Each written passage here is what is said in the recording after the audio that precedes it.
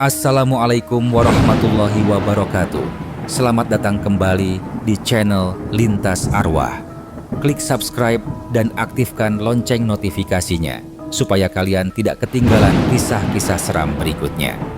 Oke, langsung saja kita mulai ceritanya.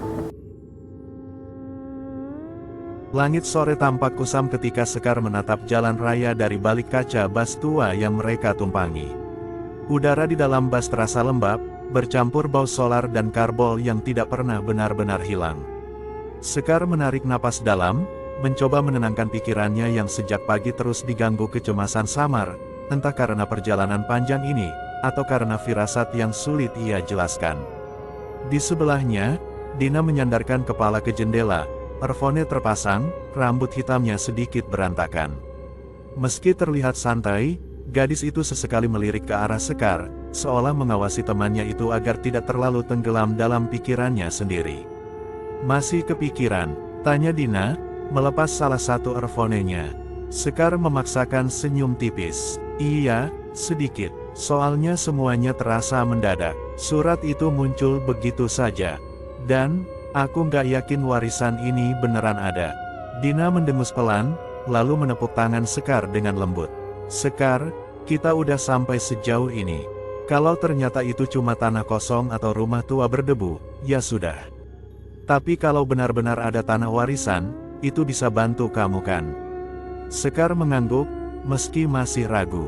Surat itu memang tampak aneh, tulisan tangan, tanpa stempel, tanpa alamat pengirim, hanya sebuah nama yang ia kenali samar, nama almarhum neneknya.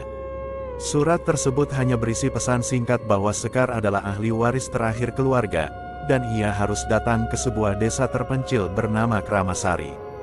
Tidak ada petunjuk detail, tidak ada alasan kenapa ia dipanggil, tidak ada penjelasan apa yang sebenarnya diwariskan. Hanya, suruh datang. Bas bergoyang sedikit saat melewati jalan berlubang. Dina menegakkan tubuhnya dan menarik kaca jendela sedikit ke bawah. Angin sore yang dingin menerobos masuk, membawa aroma tanah basah. "Kayaknya sebentar lagi sampai terminal kecil itu," gumam Dina. Sekar memandang keluar, semakin jauh dari kota, semakin kosong pemandangan. Perkampungan mulai jarang terlihat, digantikan hamparan hutan yang menjulang di kiri kanan. Pepohonan tinggi memadati pandangan, seolah menggiring bas itu menuju kegelapan yang belum mereka pahami. Dina bersuara lagi, kali ini pelan. "Jujur aja, aku agak merinding Sekar." "Kenapa?" "Entahlah. Mungkin karena sepi banget. Kayak, kita masuk tempat yang waktu aja males lewat." Sekar tersenyum kecil. "Kamu kebanyakan nonton film horor." "Mungkin." Dina kembali menatap jendela. "Tapi serius, desa ini kayak nggak ada di peta. Aku googling dari tadi, nggak nemu apa-apa." "Itu juga yang bikin aku bingung," sahut Sekar. "Tapi nama desanya sama seperti yang di surat, jadi kita coba dulu." Bas akhirnya berhenti di depan sebuah terminal kecil yang tampak lebih seperti lapangan kosong dengan bangunan samping ala kadarnya. Cat dindingnya sudah mengelupas, dan tidak ada papan informasi. Hanya beberapa motor tua terparkir, dan satu warung kecil yang tampak sunyi. Supir bas berteriak, "Yang ke hutan utara, turun sini." Sekar dan Dina saling pandang. "Kayaknya ini," ujar Dina. Mereka turun dari bas. Begitu kaki menginjak tanah, Sekar merasakan hawa dingin yang tak wajar menjalari kulitnya. Angin berembus pelan, tapi membawa aroma yang aneh, seperti daun kering yang terbakar namun basah. Dina merapatkan jaketnya. "Kita nunggu ojek?" tanyanya. "Harusnya iya. Menurut supir tadi, cuma ada ojek desa buat ke Kramasari." Mereka berjalan ke arah warung. Seorang pria tua sedang duduk di kursi kayu, merokok sambil mengamati mereka. Rambutnya tipis dan wajahnya penuh keriput. Ketika Sekar mendekat, lelaki itu langsung menegakkan tubuhnya. "Dari kota ya?" Suara pria itu berat, tetapi tidak terdengar kasar. "Iya, Pak," jawab Sekar. "Kami mau ke desa Kramasari. Ada ojek yang bisa ke sana." Pria itu menarik napas perlahan, seolah menimbang sesuatu. Tatapannya menyapu Sekar dari atas ke bawah. Kemudian ia mematikan rokoknya dan bangkit. "Desa Kramasari," gumamnya pelan. "Jarang ada orang luar yang ke sana." Dina menelan ludah, mencoba tersenyum. Kami ada urusan keluarga, Pak. Bapak tahu jalannya. Pria itu tidak langsung menjawab. Dia memandang Sekar lebih lama dari yang nyaman. Namamu siapa nak? Sekar, jawabnya pelan. Pria itu seperti membeku sesaat. Matanya sedikit melebar, seakan nama itu memicu sesuatu dalam ingatannya. Ada masalah Pak? Tanya Sekar heran. Pria itu berkedip, lalu buru-buru menggeleng. Enggak, bukan apa-apa. Saya Pak Warto. Kalau mau ke Kramasari, saya bisa antar. Sekar dan Dina saling tatap cepat. Terima kasih Pak, balas Sekar. Tapi sebelum mereka melangkah, Pak Warto mendekat dan berbisik pelan, hanya cukup terdengar oleh Sekar. Sudah lama, sangat lama, desa itu nunggu orang bernama Sekar datang. Bulu kuduk Sekar langsung berdiri. Dina tidak mendengar apapun, tapi ia melihat wajah Sekar yang mendadak pucat. Ada apa, Sekar? Tanya Dina khawatir. Sekar menggeleng cepat. Enggak, cuma kaget. Pak Warto berjalan menuju motornya, motor tua Honda bebek yang sudah banyak lecet. Ia menepuk jok belakang. Naik, Kramasari masih jauh, dan kalau kemalaman, jalan ke sana nggak bagus. Dina berbisik pada Sekar, kamu yakin kita ikut orang ini? Dia kayak, aneh. Pilihan kita cuma dia Din. Nggak ada ojek lain. Dina mendesah pelan. Akhirnya, mereka naik. Dina memeluk Sekar dari belakang, sementara Pak Warto memulai perjalanan. Jalanan menuju desa tampak semakin sempit. Awalnya hanya jalan tanah dengan sedikit batu, tapi semakin masuk, pepohonan makin rapat dan tinggi. Matahari mulai tenggelam, membuat cahaya di sekitar mereka berubah oranye gelap. Suasana semakin sunyi, bahkan suara burung pun tidak terdengar. Pak Warto berbicara tanpa menoleh. Sebelum sampai desa, saya mau kasih tahu sesuatu. Sekar menunduk sedikit agar suaranya terdengar. Apa? Pak, orang-orang Kramasari, mereka menjaga tradisi lama. Kalau kalian lihat hal aneh atau ada yang tanya macam-macam, jawab seperlunya saja. Dina menegang. Maksudnya gimana Pak? Hal aneh apa? Macem-macem? Jawab Pak Warto datar. Pokoknya jaga sopan santun. Jangan buka pembicaraan yang nggak penting. Sekar merasakan perutnya mulai tidak enak. Ada yang disembunyikan pria tua ini. Entah apa, Pak Warto melanjutkan. Kalian ini tamu tak biasa. Udah bertahun-tahun desa itu nggak kedatangan anak muda. Apalagi perempuan. Dina langsung berbisik ke Sekar, aku nggak suka nada bicaranya, Sekar. Sekar mencoba tetap tenang. Pak, kenapa desa itu jarang didatangi orang? Lelaki tua itu terdiam lama. Motor berjalan pelan melewati belokan tajam. Akhirnya, ia berkata lirih. Karena nggak semua orang berani tinggal di sana. Dina memukul pelan bahu Sekar, gelisah. Sekar, serius, aku nggak nyaman. Sekar menggenggam tangan Dina, mencoba menenangkan temannya meski dirinya sendiri ketakutan. Langit berubah cepat menjadi gelap. Lampu motor adalah satu-satunya penerang di jalan sempit itu. Di kanan kiri, pepohonan berdiri rimbun, seperti dinding gelap yang menutup segala arah. Di tengah perjalanan, Pak Warto tiba-tiba memperlambat motor. Sekar menegakkan tubuh. Kenapa Pak? Ada suara dari dalam hutan. Bukan suara binatang, bukan suara manusia, melainkan bunyi gesekan, pelan, tapi jelas.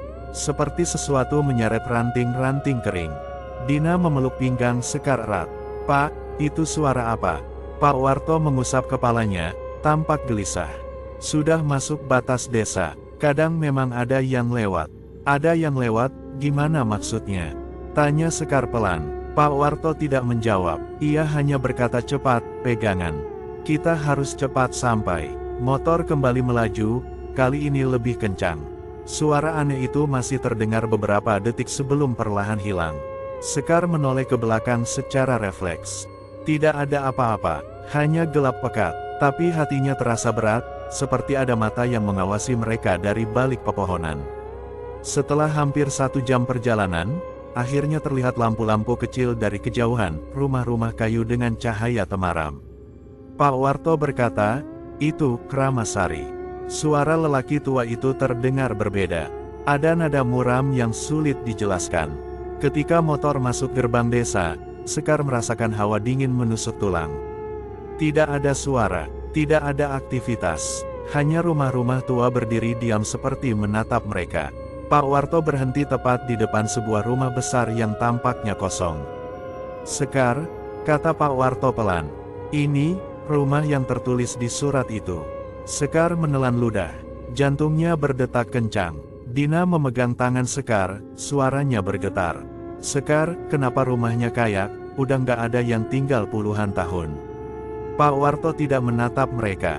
Ia menatap rumah itu lama, sangat lama. Lalu berkata dengan suara berat, "Dulu, keluarga yang tinggal di rumah ini adalah keluarga yang paling disegani di Kramasari." Sekar menegang. "Keluarga, siapa, Pak?" Pak Warto akhirnya menoleh, pandangan matanya tajam namun sedih. "Keluarga, Sekar." Sekar berdiri terpaku di depan rumah itu. Bangunannya besar, jauh lebih besar daripada yang ia bayangkan. Dinding kayu berwarna coklat gelap sudah kusam, beberapa bagian lapuk, dan atapnya ditumbuhi lumut tebal. Meski tampak rapuh, rumah itu berdiri kokoh seperti menantang waktu. Dina memeluk dirinya sendiri, merapatkan jaket. "Sekar, aku nggak yakin rumah ini masih layak huni." "Serius?" Sekar mengangguk perlahan. Hatinya pun mengatakan hal yang sama. Rumah ini tampak seperti tempat yang sudah lama ditinggalkan, atau ditinggalkan dengan tergesa-gesa. Pak Warto berdiri beberapa langkah di belakang mereka. Ia menatap rumah itu seakan sedang menghadapi masa lalu yang tidak ingin ia bicarakan. Sekar mengumpulkan keberanian. "Pak, tadi Bapak bilang keluarga yang tinggal di sini itu keluarga saya." Pak Warto tidak langsung menjawab. Lelaki tua itu perlahan berjalan mendekat ke Sekar. "Dulu, iya, tapi sudah lama sekali, sebelum kamu lahir." "Apa mereka masih ada, Pak?" tanya Sekar, suara bergetar. Pak Warto menarik napas panjang. "Entahlah, Nak, banyak cerita, banyak versi. Tapi yang jelas, sejak kejadian itu, rumah ini nggak pernah ditempati lagi." Sekar menelan ludah. "Kejadian, apa maksudnya, Pak?" Lagi-lagi, Pak Warto diam cukup lama. Angin malam berembus, menggoyangkan daun-daun pisang di dekat halaman. Suara gesekan daunnya seperti bisikan samar. Akhirnya, lelaki tua itu berdeham pelan. "Keluargamu pergi, atau hilang." Orang bilang, malam itu rumah ini penuh suara tangis. Ada yang bilang rumah ini dikutuk. Dina langsung mendekat. "Dikutuk? Apa maksudnya, Pak?" Pak Warto menggeleng keras, seolah tidak mau membahasnya lebih jauh. "Kalian lebih baik masuk dulu. Langit udah gelap. Di desa ini, kalau malam lebih cepat turun, lebih baik kalian nggak keluyuran." Ia memberikan lampu petromak kecil pada Sekar. "Lampunya masih bagus. Gunakan ini kalau listriknya mati." "Listriknya mati?" Sekar mengernyit. "Sering," jawab Pak Warto singkat. "Kramasari bukan desa modern." Dina memutar mata. "Jelas banget, Pak." Pak Warto mengabaikan nada sinis itu. Ia melangkah mundur, siap pergi. "Besok pagi saya mampir lagi. Kalau kalian butuh apa-apa, bilang. Tapi malam ini, jangan keluar rumah." Sekar mengangguk. "Terima kasih, Pak Warto." Pria itu menaiki motornya. Namun sebelum pergi, ia menatap Sekar sekali lagi. Tatapannya tajam dan mengandung sesuatu yang sulit dijelaskan, seperti peringatan, atau rasa iba. "Sekar," katanya pelan, "kalau nanti malam kamu dengar sesuatu, jangan dibalas. Jangan tanya siapa. Dengarkan saya baik-baik." Dadanya serasa diremas ketika mendengar itu. Dina menggenggam lengan Sekar. "Pak, suara apa maksudnya?" Pak Warto menatap mereka berdua. "Malam pertama selalu sedikit berbeda. Jadi dengarkan baik-baik." Ia menyalakan motor dan pergi, menyisakan Sekar dan Dina di depan rumah besar yang kini tampak semakin gelap. Dina menelan ludah keras-keras. "Sekar, kita masih bisa balik tahu. Kita bisa cari losmen atau rumah penduduk. Atau apapun lah, asal bukan tidur di rumah ini." Sekar menghela napas panjang. "Din, kita udah sampai sini. Dan surat itu bilang warisannya ada di sini. Kita harus coba dulu." "Ya, tapi keanehannya kebanyakan Sekar," Dina nyaris berbisik. "Desanya sunyi, rumahnya serem." Pak Warto ngomongnya penuh kode, terus dia bilang jangan nyaut kalau ada suara malam-malam. "Itu apa?" Sekar memegang bahu Dina. "Kalau kamu takut, kita tidur berdua di satu kamar. Kita kunci pintunya. Dina memandang Sekar lama, akhirnya ia mengangguk pasrah.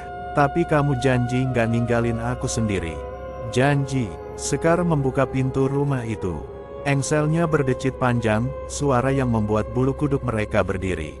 Bau apek langsung menyeruak keluar, bercampur aroma kayu tua yang basah. Dina mengipasi hidung. Ya ampun, Sekar kayak gudang kosong. Mereka masuk perlahan. Interiornya luas, ruang tamu yang besar, dinding kayu penuh ukiran, dan beberapa perabot tua masih tersusun rapi namun tertutup debu tebal. Di sudut ruangan, ada lemari tinggi yang pintunya sedikit terbuka. Lampu petromak dinyalakan. Cahaya kuningnya menari lembut, mengusir sebagian gelap. Sekar berjalan ke tengah ruangan. Rumahnya, gede banget ya. Serem banget, sela Dina cepat. Sekar mencoba tersenyum, meski atmosfer rumah itu membuat napasnya berat. Yuk kita cari kamar buat tidur. Mereka berdua menyusuri lorong rumah yang panjang. Setiap langkah terasa menggema, lantai kayu terkadang berderit, seolah ada yang bergerak di bawahnya. Setelah melewati beberapa pintu, mereka menemukan kamar yang cukup besar. Tempat tidurnya masih utuh, meski kasurnya berdebu. Dina meletakkan tasnya. Sekar, aku pakai tisu basah dulu ya. Ini kasurnya benar-benar perlu dibersihin. Sekar tertawa kecil, sedikit mengurangi ketegangan. Silakan, Din. Aku mau keliling rumah sebentar. Dina langsung menoleh cepat. Sendirian. Sekar menghela napas. Cuma lihat-lihat. Aku nggak jauh kok. Tapi, Din, aku juga takut. Tapi aku harus cari tahu kondisi rumah ini. Setidaknya kalau ada sesuatu yang bahaya, kita bisa siap-siap. Dina menggigit bibir, lalu mengangguk berat. Ya sudah, tapi jangan lama-lama. Dan kalau kamu dengar suara aneh, jangan sok berani. Balik ke sini. Oke. Sekar membawa lampu petromak dan berjalan keluar kamar. Rumah itu lebih besar dari yang dia bayangkan. Lorong panjang, beberapa pintu kamar, ruang makan yang menghadap halaman belakang yang gelap, dapur tua dengan peralatan besi yang sudah berkarat. Saat memasuki area dapur, ia melihat sebuah piring putih tergeletak di meja. Berbeda dengan benda lainnya, piring itu tampak bersih. Seakan baru dicuci. Sekar mengernyit. Aneh. Ia tidak menyentuhnya. Perasaannya mulai tidak enak. Ia meninggalkan dapur dan melanjutkan menyusuri ruangan. Ketika menginjakkan kaki di dekat ruang tamu lagi, lampu petromak berkedip-kedip, seperti hampir padam. Sekar berhenti. Jangan mati, jangan sekarang. Lampunya kembali stabil. Sekar menghela napas lega. Namun di saat itu, dum, suara keras terdengar dari atas plafon. Seperti ada sesuatu yang jatuh, atau melompat. Sekar refleks mundur. Apa itu? Ia menatap langit-langit. Rumah itu gelap pekat di bagian atas, tidak terlihat jelas apapun. Ia menahan napas sambil menunggu apakah suara itu muncul lagi. Sunyi. Sekar menelan ludah. Mungkin, hewan. Namun hatinya tidak percaya. Ia berbalik ingin kembali ke kamar, tetapi sebelum ia melangkah. Sekar, sebuah bisikan halus terdengar dari arah koridor gelap. Pelan, namun jelas memanggil namanya. Sekar membeku. Suara itu bukan suara Dina. Bukan suara Pak Warto. Dan bukan suara perempuan tua. Suara itu, seperti suara anak kecil. Sekar mundur, tubuhnya bergetar. Dina, panggilnya dengan suara pelan, berharap itu hanyalah imajinasinya. Tidak ada jawaban. Koridor tetap gelap dan kosong. Bisikan itu terdengar lagi, lebih dekat. Sekar, kemari. Lampu petromak bergetar ringan di tangannya. Ingatan akan peringatan Pak Warto langsung terngiang. Kalau nanti malam kamu dengar sesuatu, jangan dibalas. Jangan tanya siapa. Sekar memaksa kakinya mundur, satu langkah demi satu langkah. Namun suara itu berubah, lebih jelas, lebih nyaring. Sekar, seperti ada yang merayap keluar dari kegelapan. Sekar berlari. Ia hampir menjatuhkan lampu petromak ketika kembali ke kamar. Dina langsung bangkit, wajah panik. Sekar, kenapa? Kamu pucat banget. Sekar menutup pintu dengan cepat, memutar kunci. Nafasnya tersengal. Ada yang manggil aku, suaranya bergetar. Dina membeku. Apa? Suara anak kecil, dari koridor. Dina langsung memeluk lengannya sendiri. Sekar, please bilang ini cuma halusinasi. Sekar menggeleng cepat. Bukan, aku dengar jelas. Sangat jelas. Keduanya terdiam. Hanya suara angin malam yang masuk dari celah jendela, terdengar seperti desahan panjang yang membuat suasana makin mencekam. Dina akhirnya berkata pelan, hampir berbisik. Sekar, aku takut. Sekar memegang tangan sahabatnya itu. Kita kunci pintu. Kita tidur berdua. Kita tunggu sampai pagi. Dina mengangguk, meski tubuhnya masih gemetaran. Lampu petromak diletakkan di meja kecil. Cahaya kuningnya menerangi kamar itu dengan lembut, menciptakan bayangan-bayangan panjang di dinding. Sekar dan Dina duduk di tepi tempat tidur, mencoba menenangkan diri. Namun ketika suasana mulai sedikit tenang, tiba-tiba terdengar ketukan pelan di pintu kamar. Sekar membeku. Dina menutup mulutnya dengan tangan. Ketukan itu berhenti, hening beberapa detik, lalu terdengar suara lain. Suara yang membuat jantung Sekar berhenti berdetak sesaat. Sebuah bisikan kecil, tepat dari balik pintu. Sekar, buka pintunya. Ketukan itu berhenti, tetapi bisikannya masih terngiang pelan, memaksa, seperti suara yang berasal dari celah antara dunia nyata dan sesuatu yang lebih gelap. Sekar, buka pintunya. Dina mencengkram lengan Sekar begitu kuat sampai kuku-kukunya terasa menusuk kulit, namun Sekar tidak menggubris. Seluruh tubuhnya terpaku menghadap pintu kamar yang bergetar halus, seperti ada sesuatu, atau seseorang, di luar sana yang menunggu dengan sabar. Sekar, Dina berbisik panik. Jangan dekat-dekat, tolong jangan. Sekar tidak berniat mendekat, tidak sedikit pun. Bahkan napasnya terhenti saat bisikan itu kembali terdengar, kali ini lebih lembut, seperti rayuan manis. Sekar, aku tahu kamu di dalam. Sekar memejamkan mata kuat-kuat. Jangan dijawab, jangan tanya siapa. Peringatan Pak Warto menggema di kepalanya. Namun rasa takut itu membuat pikirannya kabur, tubuhnya kaku. Dina menariknya mundur sedikit. Sekar, please, jangan bilang apa-apa. Sekar menelan ludah, tenggorokannya terasa kering. Aku nggak akan, Din. Tenang. Hening menyelimuti mereka. Cahaya lampu petromak bergoyang, seperti merespons keberadaan sesuatu di luar pintu. Kemudian terdengar suara gesekan, seperti kuku kecil mengusap permukaan kayu. Dina hampir menangis. Sekar, aku nggak kuat. Kita harus ngapain? Kita diam? Jawab Sekar pelan. Kita tunggu. Jangan buka pintu. Jangan jawab. Gesekan itu berhenti. Lalu, dum, pintu kamar bergetar keras, seolah ada sesuatu menabraknya. Dina menjerit kecil dan mundur sampai punggungnya menempel ke dinding. Sekar menahan napas, memandang pintu tanpa berkedip. 1 detik, 2 detik, 3 detik, tidak ada suara lagi. Suasana kembali sunyi, sunyi yang terlalu kesat, seperti desa ini menahan napas bersama mereka. 5 menit berlalu tanpa suara. 10 menit, 15 menit, akhirnya, Dina perlahan bersuara. Sekar, kamu rasa itu, apa? Sekar duduk di tepi ranjang, memeluk lututnya. Entahlah, tapi jelas bukan orang. Dina menggigit bibir. Kamu yakin suara itu tadi, suara anak kecil? Sekar menatap sahabatnya itu, ragu-ragu. Aku, nggak tahu, Din. Kadang kayak suara anak kecil. Tapi kadang juga, kayak bukan. Dina menutup wajah dengan kedua tangan. Sekar, aku benci tempat ini. Sekar meraih tangannya. Besok pagi, kita tanya Pak Warto. Kita cari tahu. Kalau ternyata berbahaya kita pergi. Dina mengangguk pelan. Janji ya, janji. Mereka berdua akhirnya berbaring di tempat tidur yang sama. Lampu petromak sengaja mereka biarkan menyala. Sekar tidur menghadap pintu, sementara Dina memunggungi, mencoba menghilangkan ketakutan. Tetapi Sekar tahu, malam itu jauh dari selesai. Beberapa kali, ia merasa ada langkah ringan menyusuri lorong, berhenti di depan pintu kamar. Kadang terdengar bisikan yang sangat pelan, terlalu pelan untuk dimengerti, namun cukup untuk membuat mata Sekar enggan terpejam. Dina menggigil sepanjang malam. Sekar memeluk bahunya, berusaha tenang meski jantungnya berdegup kencang. Mereka sama sekali tidak tidur. Cahaya matahari pagi akhirnya menembus celah jendela. Dina bangun dengan mata sembab, wajah lelah.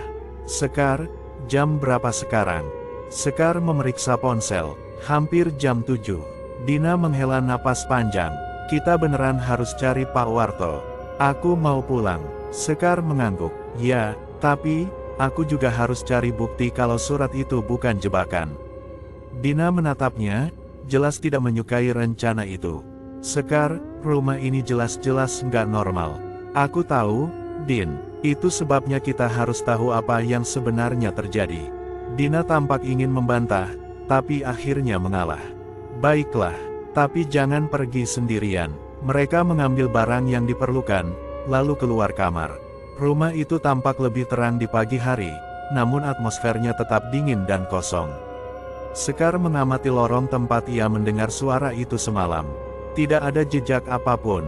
Tidak ada bekas gesekan. Tidak ada tanda-tanda pintu pernah diketuk keras. Seolah, semua itu hanya mimpi buruk. Tapi mereka berdua tahu itu bukan mimpi. Keluar dari rumah, udara pagi terasa lebih segar, meski hawa dingin masih menusuk kulit. Jalanan desa tetap sepi, beberapa rumah tampak terkunci rapat. Dina menyipitkan mata. Sekar, orang-orang di sini kemana? Sekar tidak tahu, tetapi desa itu memiliki aura aneh, bukan seperti desa pedalaman biasa. Tidak ada suara ayam, tidak ada anak kecil bermain, tidak ada aktivitas seperti desa pada umumnya. Baru setelah mereka berjalan sedikit ke pusat desa, mereka melihat seorang perempuan tua sedang duduk di serambi rumah. Tubuhnya membungkuk, rambutnya putih kusut, dan matanya tajam seperti sedang mengamati. Sekar dan Dina saling pandang. Perempuan itu memanggil, "Kalian, yang datang semalam." Sekar mendekat dengan sopan. "Iya, Bu, kami dari kota. Nama saya Sekar." Perempuan itu menatapnya lama, sangat lama. Lalu, bibirnya bergerak membentuk senyum kecil, senyum yang tidak membuat lega, tetapi justru membuat bulu kuduk Dina berdiri. "Sudah waktunya," gumamnya pelan. Sekar menelan ludah. "Bu, maksudnya apa?" Perempuan itu bangkit perlahan, tubuhnya bergetar namun matanya tidak lepas dari Sekar. "Sudah waktunya keluarga itu kembali." Sekar dan Dina mundur setengah langkah. Perempuan itu mendekat perlahan. "Aku Nyi Warni, dukun desa ini." Nama itu langsung membuat Dina menggenggam tangan Sekar erat-erat. Nyi Warni berhenti hanya 1 meter dari mereka. "Hei, Nak Sekar, wajahmu mirip sekali." Mirip siapa, Bu?" Sekar bertanya pelan. Pada detik itu, suasananya berubah. Angin berhenti, suara hutan menghilang. Hanya ada mereka bertiga. Nyi Warni tersenyum tipis, namun tatapannya dingin. "Mirip ibumu." Sekar terpana. Ibu saya meninggal saat saya kecil. Saya bahkan tidak mengingat wajahnya." "Ya," jawab Nyi Warni pelan. "Dia meninggal di desa ini." Dina menoleh cepat ke Sekar. "Sekar, kamu nggak pernah bilang itu. Tapi aku beneran nggak tahu. Ayah cuma bilang ibu meninggal waktu lahiran. Aku nggak pernah dengar soal desa ini." Nyi Warni mengangguk-angguk, seolah semuanya masuk akal baginya. "Sudah lama sekali. Ibumu pergi dari Kramasari. Dia melarikan diri, dan membawa sesuatu yang tidak seharusnya dia bawa." Sekar merasakan napasnya memburu. "Bu, apa maksudnya?" Nyi Warni mendekat, fajar memantulkan cahaya ke wajahnya yang penuh garis usia. Tatapannya tajam, terlalu tajam untuk seorang lansia. "Kutukan Kramasari," katanya lirih. "Kutukan itu mengikuti garis keturunan keluargamu." Dina langsung mencengkeram tangan Sekar. "Sekar, kita pulang sekarang." Tapi Sekar tidak bisa bergerak. Kata-kata itu seperti memaku kakinya ke tanah. "Kutukan, apa hubungannya dengan saya?" Nyi Warni mengusap dagunya, seakan sedang memilih kata-kata. "Anak-anak di desa ini mulai terlahir, berbeda. Tidak sempurna, tidak seperti anak kebanyakan. Dan semua itu bermula dari keluarga kalian." Sekar membeku. Dina mendecak panik. "Bu, kenapa salahin keluarga Sekar? Itu nggak masuk akal." Nyi Warni menatap Dina, namun tanpa emosi. "Kamu teman dari kota. Kamu tidak tahu apa yang terjadi di sini." Ia kembali menatap Sekar. "Ibumu datang dari garis keturunan dukun wanita yang sangat kuat. Dan kekuatan itu membawa celaka bagi desa ini. Sekarang kamu kembali, dan desa ini menunggu jawaban. Sekar merasa perutnya melilit, seperti ada tangan tak terlihat yang menggenggam isi perutnya. Bu, saya nggak mengerti apa-apa. Nyi Warni mendekat lebih dekat. Napasnya hangat dan lambat. Tenang saja, nak. Tidak ada yang akan menyakitimu, selama kamu mengikuti aturan desa ini. Sekar mundur satu langkah.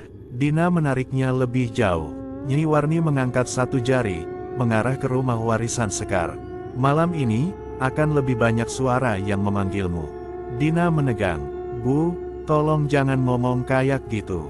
Nyi Warni tersenyum samar. Aku hanya ingin mengingatkan, jangan sekali-kali membalas. Jangan menatap ke arah suara itu. Dan apapun yang terjadi, nak Sekar, jangan pernah membuka pintu. Sebelum mereka bisa bertanya, Nyi Warni berbalik dan berjalan masuk ke rumahnya dengan langkah pelan. Meninggalkan Sekar dan Dina berdiri terpaku di jalan desa yang sunyi. Sekar merasakan dunia di sekelilingnya bergeser. Dina mengguncang bahu Sekar. Sekar, kita pulang. Kita harus pergi dari desa ini. Sekar ingin mengatakan, iya. Ingin melangkah pergi sekarang juga. Tapi sesuatu menahannya. Sesuatu yang sejak kemarin terus mengusik batinnya. Din, suaranya pelan. Kalau ibu aku benar-benar meninggal di sini, aku harus tahu kenapa. Dina menatapnya dengan mata gemetar. Sekar, tolong jangan egois. Aku takut ini bukan cuma soal warisan. Bukan cuma soal masa lalu. Desa ini nggak benar. Sekar memegang tangan Dina. Aku janji, kalau hari ini kita dapat tanda-tanda bahaya, kita langsung pergi. Dina menghela napas panjang. Sekar, tanda bahaya itu udah dari semalam. Sekar menunduk. Ia tahu itu benar. Ia tahu ia seharusnya meninggalkan desa ini. Namun sesuatu yang tidak ia mengerti menariknya tetap tinggal. Saat mereka hendak kembali ke rumah warisan, suara kaki kecil terdengar dari ujung jalan, ringan, cepat, berlari, dan kemudian menghilang. Sekar berhenti berjalan. Dina memegang tangannya erat-erat. Sekar, jangan noleh. Tolong, jangan. Sekar menutup mata sesaat, menahan rasa dingin yang menjalar dari tulang belakangnya. Ada sesuatu di desa ini. Sesuatu yang mengelilingi mereka sejak semalam. Dan kini, semakin dekat. Mereka berjalan cepat kembali ke rumah, tanpa menoleh, tanpa bicara. Namun sesaat sebelum pintu rumah warisan ditutup, Sekar mendengar suara kecil itu lagi. Pelan, sangat pelan. Sekar, ibu menunggumu. Sekar membanting pintu rumah warisan begitu cepat sampai Dina terkejut dan hampir tersandung. Nafas keduanya tersengal, seolah mereka baru saja berlari jauh. Begitu pintu tertutup, Dina menekan punggungnya ke kayu pintu, wajahnya pucat. Sekar, kamu dengar juga kan? Suara barusan. Sekar tidak menjawab, ia hanya menatap lantai kayu gelap itu dengan tatapan kosong. Kata-kata yang barusan ia dengar masih menggantung di telinganya, merayap masuk ke dalam kepalanya. Sekar, ibu menunggumu. Suara itu bukan milik anak kecil. Tidak juga suara perempuan dewasa. Ia tidak bisa menjelaskan, tetapi suara itu seperti campuran keduanya, lembut, tetapi retak, dekat, tetapi jauh, familiar, tetapi sangat asing. Dina mengguncang bahu Sekar. Sekar, jangan diem gitu, please. Kita harus pergi dari sini. Sekar tersadar, menatap Dina dengan mata cemas. Din, aku nggak tahu apa yang terjadi. Tapi suara itu, kayak mengenal aku. Dina memukul bahunya. Justru itu yang bikin makin seram, Sek. Kita bukan keluarga sini. Kita bukan apa-apa buat desa ini. Kalau mereka mulai manggil kamu, itu pertanda buruk. Sekar duduk di kursi kayu ruang tamu. Sinar petromak dari kamar masih samar-samar menyinari sebagian ruangan. Dina berjalan mondar-mandir gelisah. Sekar, Dina berhenti, menatap serius. Kita bisa pulang sekarang. Kita pergi ke terminal, kita tunggu bus apapun yang lewat. Sekar menghembuskan napas, panjang dan berat. Aku mau, tapi aku juga harus tahu apa yang sebenarnya terjadi sama ibu aku. Dina menepuk keningnya. Sekar, kamu bahkan gak yakin suara itu suara ibu kamu. Gimana kalau itu? Ia memotong kalimatnya sendiri. Ia tidak berani menyebut kata itu. Sekar mengangkat wajah. Din, kamu teman aku paling dekat. Aku butuh kamu sekarang. Sebentar aja, sampai aku yakin apa yang sebenarnya terjadi. Dina memandang Sekar lama, emosi, takut, marah, dan sayang bercampur jadi satu. Akhirnya Dina menyerah. Baik, tapi 1 malam ini lagi doang. Abis itu kita pulang, apapun yang terjadi. Sekar mengangguk cepat. Iya, 1 malam lagi. Dina lalu duduk. Oke, rencana kita apa? Sekar terdiam, memandang ruangan gelap itu. Lalu ia menunjuk sudut ruangan. Sebelum kita pergi cari Pak Warto lagi, aku mau lihat-lihat rumah ini. Harusnya ada petunjuk, warisan, dokumen, apapun. Dina mendecak. Serius, setelah semua yang terjadi semalam. Sekar menelan ludah. Aku cuma mau ngerti, Din. Ya udah, tapi jangan pisah. Mereka mulai menggeledah rumah dengan hati-hati. Setiap lantai kayu yang berderit membuat Dina melompat kecil. Ruang tamu, ruang makan, dapur, semua kosong, kecuali perabot tua dan debu yang menempel tebal. Hingga mereka menemukan satu ruangan di ujung lorong yang pintunya berbeda dari yang lain. Pintu itu lebih kokoh, dengan ukiran bunga Kamboja di sisinya. Gagangnya sedikit berkarat, tetapi tidak terkunci. Sekar membuka perlahan. Ruangan itu gelap dan berbau tanah basah. Dina menyorot bagian dalam ruangan dengan ponselnya. Astaga, bisik Dina. Di dalam ruangan itu ada sebuah meja besar yang penuh kertas-kertas kuno, foto hitam putih, buku-buku tua yang berdebu. Di sudut ruangan, ada lemari kayu kecil. Sekar berjalan perlahan ke meja. Ia mengambil salah satu foto. Foto itu memperlihatkan seorang perempuan muda berwajah tegas, memakai kain jarik, berdiri di depan rumah ini puluhan tahun lalu. Wajahnya, entah kenapa terasa familiar. Dina mendekat. Sekar, itu. Sekar mengangguk perlahan. Kayaknya itu ibu aku. Dina menutup mulutnya, antara kagum dan takut. Wajah kamu, mirip banget. Sekar menyentuh foto itu dengan jemari yang bergetar. Kenapa foto ini ditinggal di sini? Kenapa nggak dibawa ayah aku? Dina menggeleng. Mungkin ayah kamu nggak tahu apapun, Sekar. Sekar meletakkan foto itu, lalu mengamati buku catatan tua yang berada di sebelahnya. Halamannya sudah menguning. Saat ia membuka, tulisan tangan memenuhi lembar demi lembar. Tulisan itu rapi, tetapi banyak bagian yang tercoreng tinta, seperti sengaja dihapus. Namun beberapa kalimat masih bisa dibaca. Kutukan ini tidak boleh keluar dari desa. Jika aku pergi, sesuatu akan mengikuti. Anak-anak desa lahir tanpa suara, semua karena garis keturunan kami. Sekar menegang. Kutukan, ini beneran. Dina menelan ludah. Sekar, kita tutup bukunya. Kita pergi aja, tolong, aku makin gak nyaman. Namun Sekar membuka halaman berikutnya. Di sana, tulisan lebih acak, seperti ditulis tergesa-gesa. Aku mendengar mereka memanggilku saat malam. Anak-anak itu mengetuk pintu. Mereka meminta aku kembali. Mereka bilang aku harus membayar. Sekar membacanya setengah berbisik. Dina menjerit kecil. Sekar, kita keluar dari ruangan ini sekarang. Dina menarik Sekar, namun Sekar melihat lemari kecil di sudut ruangan. Ia merasakan dorongan aneh untuk membukanya. Seperti ada sesuatu di balik pintu lemari itu yang memanggil, meski tanpa suara. Sekar mendekat. Sekar, jangan. Dina memohon. Sekar membuka lemari itu perlahan. Di dalamnya hanya ada satu benda. Kotak kayu kecil, bertuliskan nama, Sembara, ditutupnya.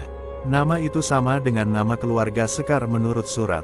Sekar menyentuh kotak itu. Rasanya dingin, lebih dingin daripada udara ruangan.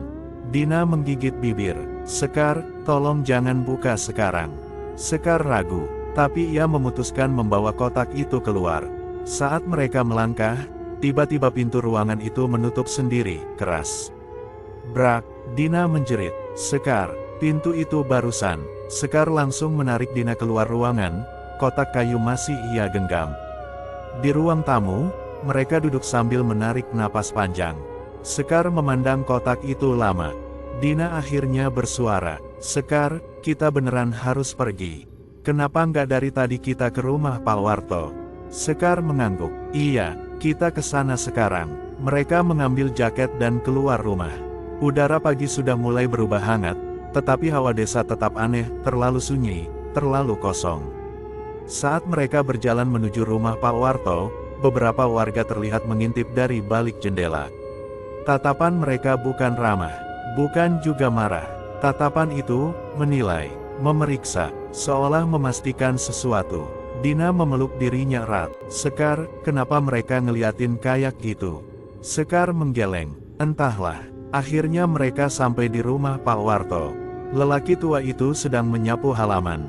Ketika melihat mereka, ia langsung berhenti. "Wah, kalian cepat datang," katanya dengan suara datar. Sekar menunjukkan kotak kayu itu. "Pak, saya butuh penjelasan soal ini. Soal ibu saya, soal kutukan, soal suara-suara itu." Pak Warto menatap kotak itu lama, lalu menghela napas berat. "Jadi kamu nemu ini, lebih cepat dari yang kukira." Dina maju setengah langkah. "Pak, tolong jelasin semuanya. Kami takut. Kami nggak mau ada apa-apa sama Sekar." Pak Warto menatap Sekar, matanya berkaca-kaca. "Sekar, kamu seharusnya tidak kembali. Desa ini sudah menunggu keturunan terakhir keluarga Sembara." Sekar merasakan tenggorokannya kering. "Menunggu untuk apa, Pak?" Pak Warto menelan ludah, suaranya berat. "Untuk menuntut balas." Dina menegang. "Pak, siapa yang menuntut balas?" Pak Warto memandang hutan di belakang rumah seolah sesuatu bersembunyi di sana. "Anak-anak itu." Sekar terdiam. Dina meraih tangan Sekar, ketakutan. "Anak-anak yang lahir tanpa suara itu." Pak Warto mengangguk pelan. "Mereka tidak pernah hilang, Sekar. Mereka masih ada. Mereka menghantui malam-malam desa ini. Dan mereka mencari keluarga yang menyebabkan nasib mereka." Sekar merasakan lututnya hampir lemas. "Pak," suaranya serak. "Ibu saya, apa dia juga?" Pak Warto menunduk. "Ibu kamu, dibawa oleh mereka." Dina menutup mulut terkejut. "Astaga!" Sekar menegang, matanya berkaca-kaca. "Dibawa, maksudnya, dia belum meninggal?" Pak Warto tidak menjawab, namun keheningan itu justru memberi jawaban paling menakutkan. Sekar memegang kotak kayu itu begitu erat sampai tangannya gemetar. "Pak, di dalam kotak ini apa?" Pak Warto menghela napas panjang. "Itu adalah benda yang diwariskan turun-temurun, benda yang mengikat kutukan ini pada keluarga kalian. Dan mereka akan datang untuk mengambilnya kembali." Sekar menelan ludah, tubuhnya bergetar. "Pak Warto, apa yang harus saya lakukan?" Pak Warto memandangnya lama, dengan wajah yang campuran antara iba dan ketakutan. "Kamu harus membuka kotak itu malam ini." Dina refleks menjerit. "Pak, jangan, malam di rumah itu aja udah penuh suara aneh. Kenapa harus dibuka malam ini?" Pak Warto menatap Dina, lalu Sekar. "Karena kalau tidak, malam ini mereka akan datang ke rumahmu lagi." Sekar merasakan darahnya mengalir dingin. Pak Warto menambahkan, dengan suara pelan namun tegas. "Dan kali ini, Sekar, mereka tidak hanya mengetuk pintu." Matahari mulai tenggelam ketika Sekar dan Dina kembali ke rumah warisan itu. Langit berubah jingga muram, seolah mengenali apa yang akan terjadi malam ini. Udara terasa lebih dingin dari malam sebelumnya. Angin membawa aroma tanah basah bercampur sesuatu lain, bau lembab yang tidak menyenangkan, seperti kain tua yang ditinggalkan di ruang gelap terlalu lama. Sekar menggenggam kotak kayu kecil bertuliskan Sembara itu erat-erat. Setiap langkah terasa berat, seperti tanah berusaha menahan mereka agar tidak kembali ke rumah itu. Dina berjalan di samping Sekar, wajahnya pucat. "Sekar, kalau ini keputusan kamu, aku tetap ikut. Tapi, aku mohon, kalau ada hal aneh sedikit aja, kita lari." Sekar mengangguk. "Iya, Din. Kalau kita merasa terancam, kita pergi." Dina melirik kotak itu dengan gelisah.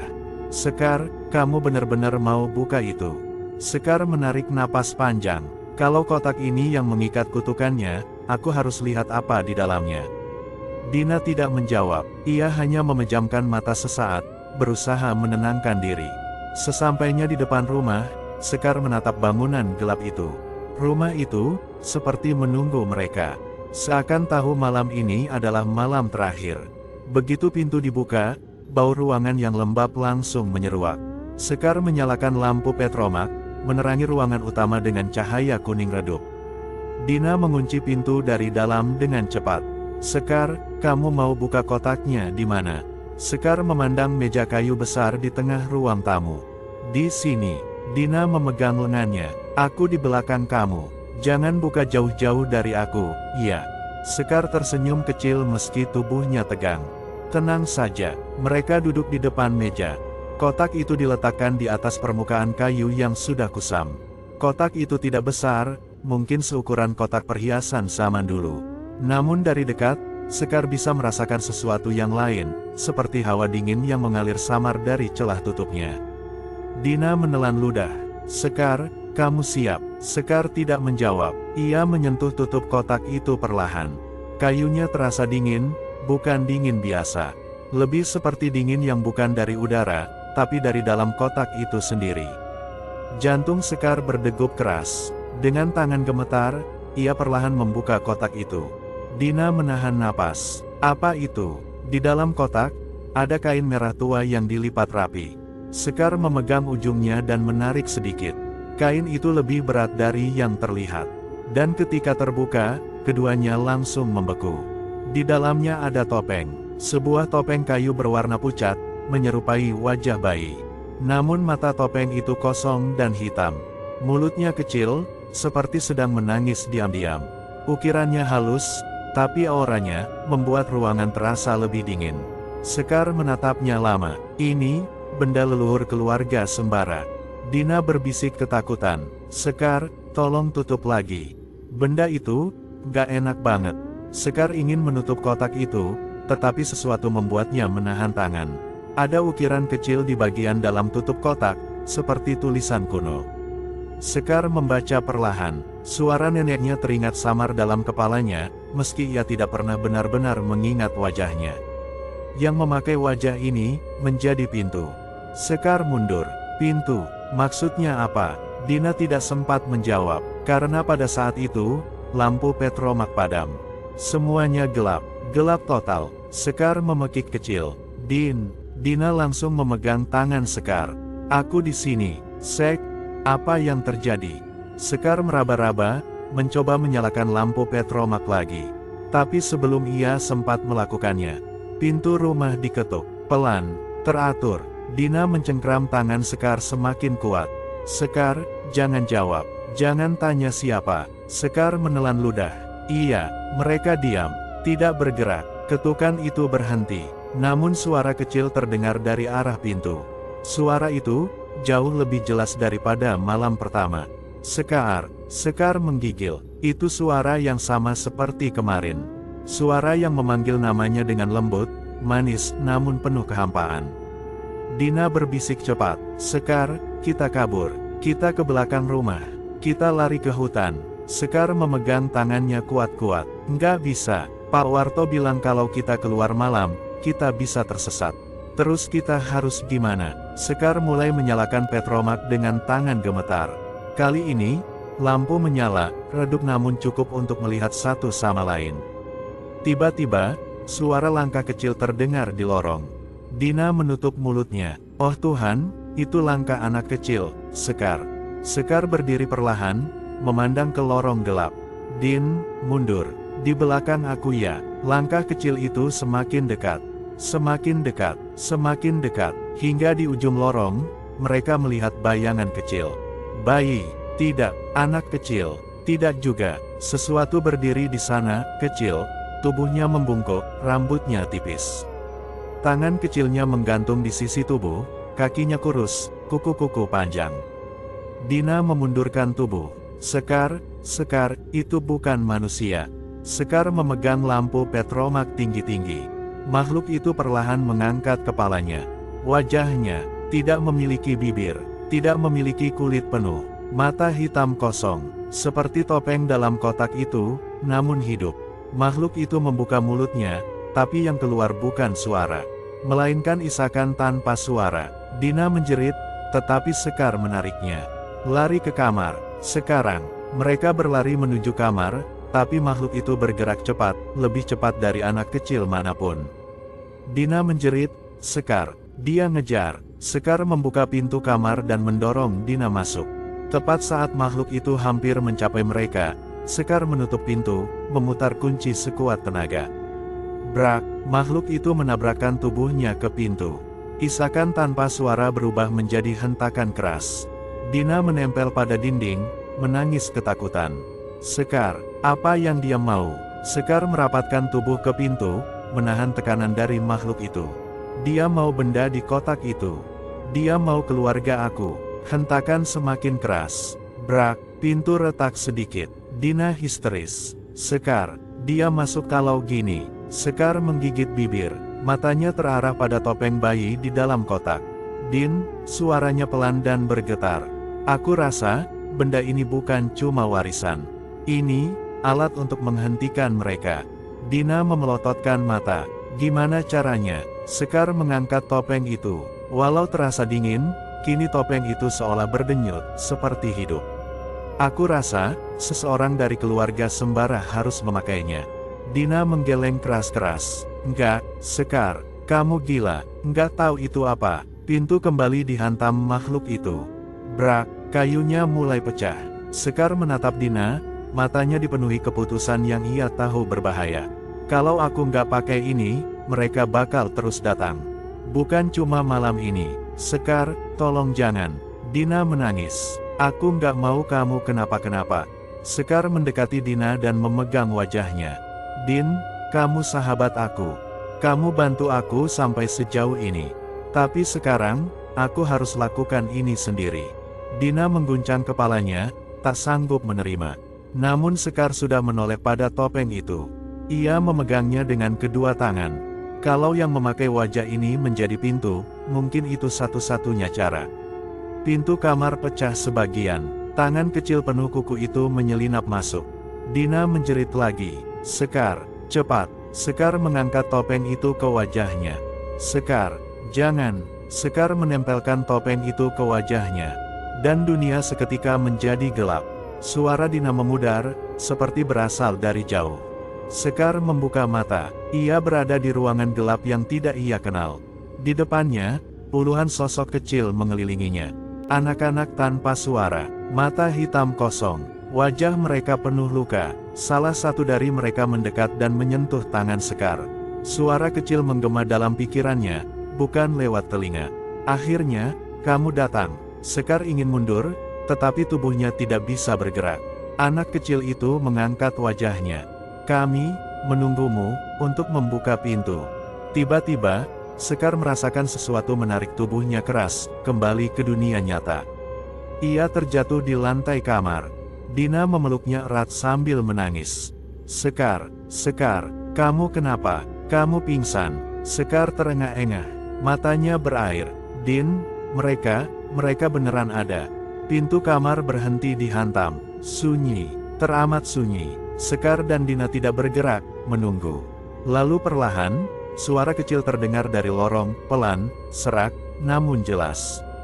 Terima kasih, pintunya sudah terbuka. Sekar menoleh ke Dina, wajahnya pucat pasi. Dina berbisik ketakutan. Sekar, itu maksudnya apa?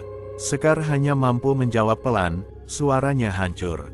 Aku tidak menutup kutukannya, Din. Dina menutup mulut. Sekar, jangan bilang. Sekar memandang ke arah lorong.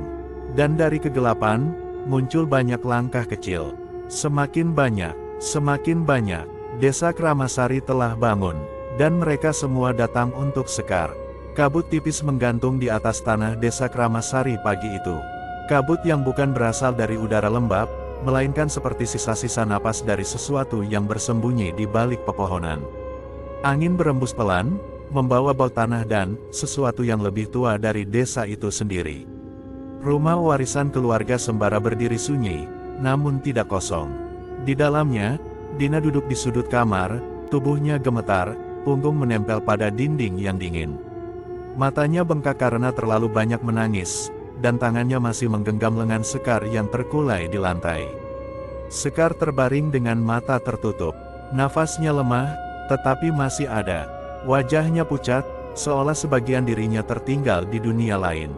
Dina mengusap wajahnya, menahan air mata. Sekar, ayo bangun. Kita harus pergi dari sini.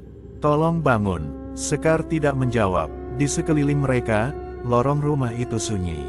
Terlalu sunyi. Tidak ada langkah kecil seperti malam sebelumnya, tidak ada ketukan di pintu.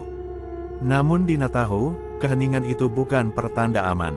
Keheningan itu seperti heningnya hutan sebelum makhluk besar muncul. Dari luar jendela, suara derit perlahan terdengar. Dina menoleh sekilas. Pohon-pohon yang mengelilingi desa tampak bergoyang pelan, padahal angin tidak terlalu kencang. Sesuatu bergerak di antara kabut. Satu sosok kecil, lalu dua, lalu belasan, berlari pelan-pelan, menyusuri tanah tanpa suara. Dina menutup mulut, menahan jeritan.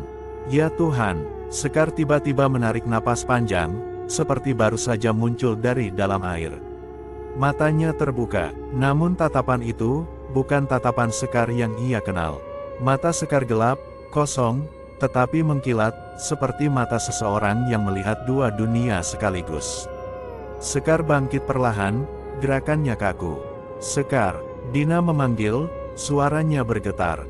Sekar menatap Dina, tidak ada emosi, tidak ada kesadaran penuh. Hanya sebuah suara kecil yang seakan keluar dari jauh, jauh di dalam rumah, jauh di dalam hutan, atau jauh di dalam diri Sekar sendiri. Pintu sudah kubuka, Dina mundur, tubuhnya melemas. Sekar, tolong jangan begitu. Itu bukan kamu. Sekar berdiri sepenuhnya sekarang. Ia menjaga keseimbangan, tapi matanya tidak berpaling dari halaman rumah. Dan dari luar, anak-anak tanpa suara itu perlahan mendekat. Perlahan, teratur, seperti mengikuti sesuatu yang memanggil mereka. Sekar melangkah ke jendela. Dina memeluk lutut, menangis tanpa suara. Sekar berbisik, pelan namun jelas. Sekarang mereka tidak lagi mengetuk. Angin melolong sepanjang desa. Cahaya pagi tampak redup, seperti menolak menyentuh tanah Keramasari. Lalu, satu persatu, sosok-sosok kecil itu berdiri melingkari rumah. Tidak berbicara, tidak bergerak, hanya menatap. Dan Sekar, keturunan terakhir keluarga yang dikutuk, menatap kembali dengan mata yang bukan lagi miliknya. Di tengah keheningan yang mencekam itu, hanya satu hal yang pasti. Pintu telah terbuka, dan tidak ada yang bisa menutupnya lagi. Selesai. Dan itulah kisah horor malam ini. Percaya atau tidak, semua kembali pada diri kita masing-masing. Sampai jumpa di cerita horor berikutnya. Wassalamualaikum warahmatullahi wabarakatuh.